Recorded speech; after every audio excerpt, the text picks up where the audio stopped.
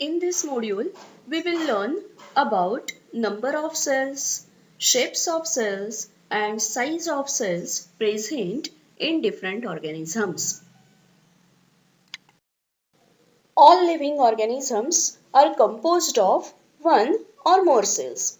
Accordingly, they are grouped into two categories: unicellular organisms and multicellular organisms.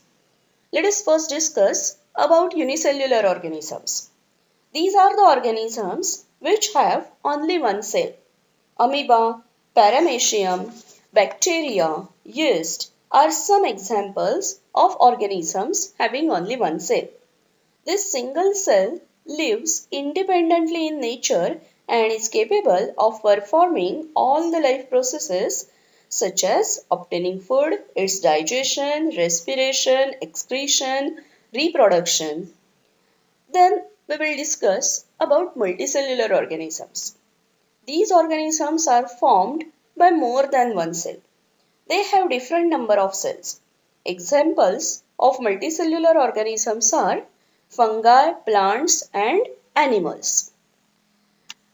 Groups of cells working together to perform the same function are called as tissues.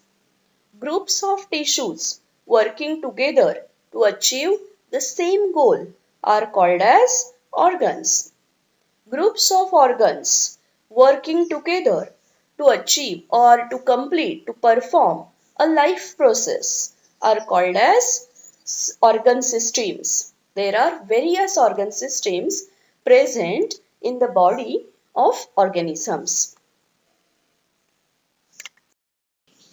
Now let us discuss differentiating points between unicellular and multicellular organisms. All these points we have discussed before while discussing separately about unicellular and multicellular organisms, right? Okay, so what is the first difference? First difference is related to number of cells. Unicellular, as name tells you, are made up of only one cell, and multicellular organisms are made up of many cells. Second difference: all the functions necessary are performed by a single cell. Different cells perform different functions in multicellular organisms and work together to support the life. It is observed that unicellular organisms have short lifespan and multicellular organisms have comparatively longer lifespan. Unicellular organisms are made up of single cell. That's why that single cell is always exposed to surrounding atmosphere from all the sides, right? And in multicellular organisms, since they have many cells, only the cells on the surface of their bodies are exposed to surrounding atmosphere. Cells can be of different shapes. There is a lot of variety found in the shapes of cells. Some common shapes of cells I will discuss with you. First, some cells are spherical in shape. For example, red blood cells in human beings, lymphocytes in human beings, even cells of coccus bacteria. Second example is spindle shaped cells. These cells are elongated ones, thicker at the middle and tapering at the ends, as you can see in the diagram. Example of such type of cells is human muscle cell. Some cells are elongated in shape. For example, neuron cells present in human beings. Some cells are irregular in shape. There is no particular shape to these cells. The cells keep on changing its shape as per the requirement. For example, cell of amoeba as well as neutrophils. Neutrophils means types of white blood cells present in human beings. Some cells are rectangular in shape. Particularly, many of the plant cells are rectangular in shape.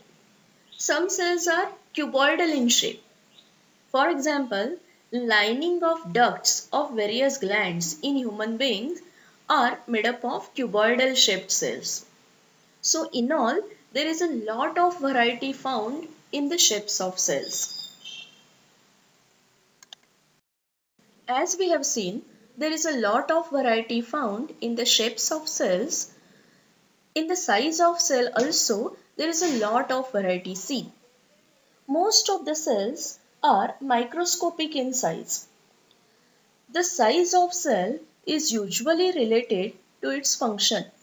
Compared to other cells, egg cells are very large, often being the largest cell an organism has.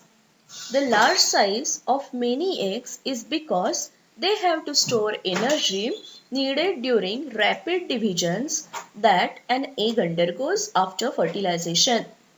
The size of a cell has no relation to the size of an organism. The cells of rat and elephant and even human beings are similar. Just because an animal is bigger in size does not mean the cell size is bigger. It only means that number of cells is more in bigger animals than in smaller animals.